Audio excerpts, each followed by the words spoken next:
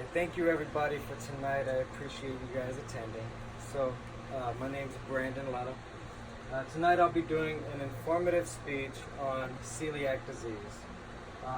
Not many people are aware of celiac and a lot of the characteristics of it.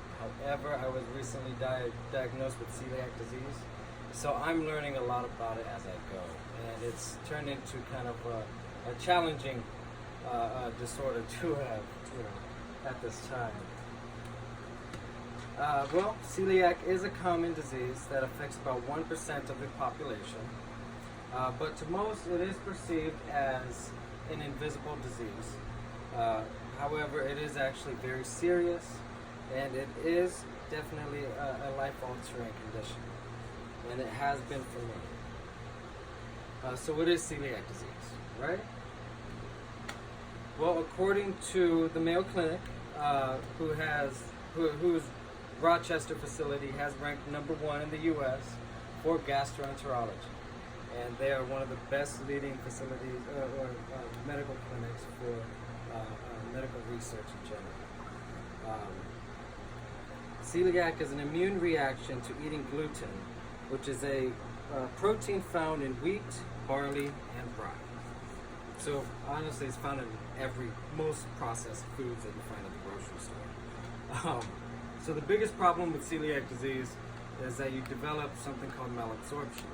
And what malabsorption is when your body does not absorb nutrients. And what causes that is when you eat the gluten, the protein, as it goes through the intestines, which have these small microscopic villi, that as food passes by it collects all the nutrients and then it absorbs it into the body. When you eat gluten, when you have a condition like celiac disease, the body attacks itself, thinking that the gluten is an enemy. So what it happens is it actually kills off all of those villi in your intestines, which causes your body to not be able to absorb the nutrients. However, if you don't have a disease like this, it does not do that to the body.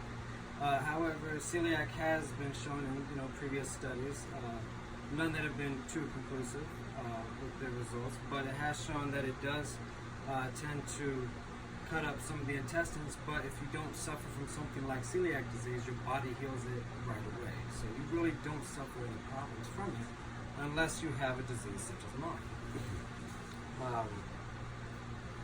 And symptoms. So there are a lot of symptoms associated with celiac disease.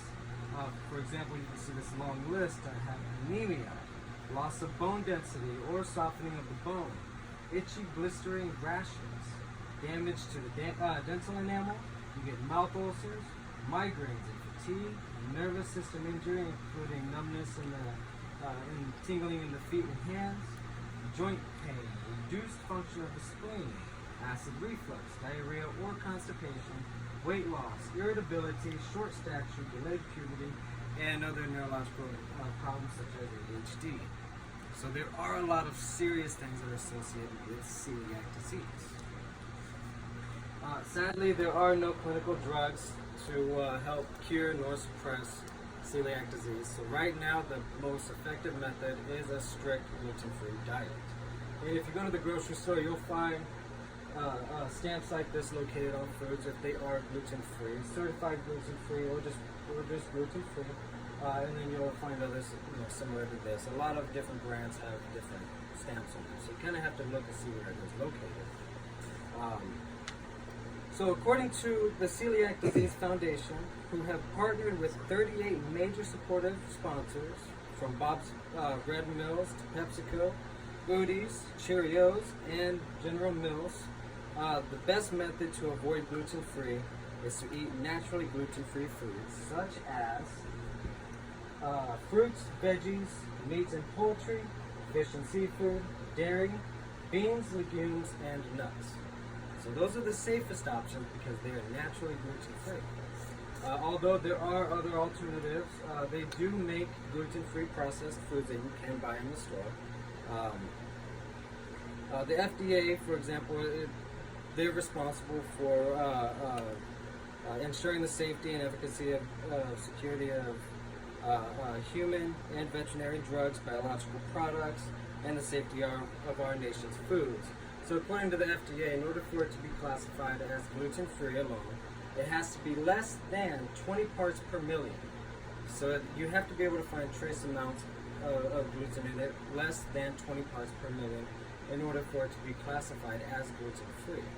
However, a lot of people, such as myself, even though it says that it's just gluten-free, if it has around that 20 parts per million, I have a reaction to it. So for me, the safest option for me is either a natural gluten-free diet or certified gluten-free. And certified gluten-free is a little bit more strict. So it has to have less than or equal to 5 or 10 parts per million. So it has to be at least less than half of what that first classification is. Because trace amounts have been shown to not have adverse health effects, but they are finding that it tends to still cause problems.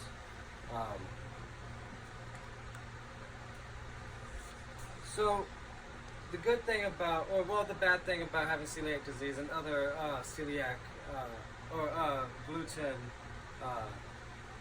sensitivities is that it doesn't affect enough people for there to be a large market for the gluten-free foods. However, it has turned into kind of a trendy fad. So that alone has helped to blossom and develop the gluten-free market. Actually, a report from the National Center for Biotechnology Information provides from a 2006 study of 2,681 adults with the Canadian Celiac Association that shows about 44% expressed difficulties in following the gluten-free diet. Sorry, I have it right here. So 85% of them struggled with determining if foods are gluten-free. 83% struggled with finding gluten-free foods in stores. It's actually very difficult to find a gluten-free section in a grocery store. 79% avoid restaurants completely because it's so difficult for you to go into a restaurant, ask them to accommodate you, and actually hope that there's no cross-contamination. Because in a certified gluten-free restaurant, they have to designate all of their stations to be absolutely gluten-free. There can't be any products gluten-free in it. And those are the safest options for eating out. And 38% avoid traveling, myself included. If I travel, it's very difficult for me to find somewhere that's safe for me to eat without having any complications. And I tend to suffer from a lot of these symptoms, personally.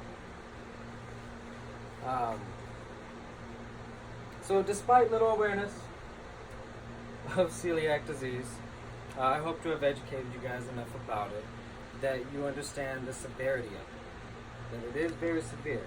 And unless you suffer from celiac disease or some other gluten sensitivity condition, it does not affect you in any way.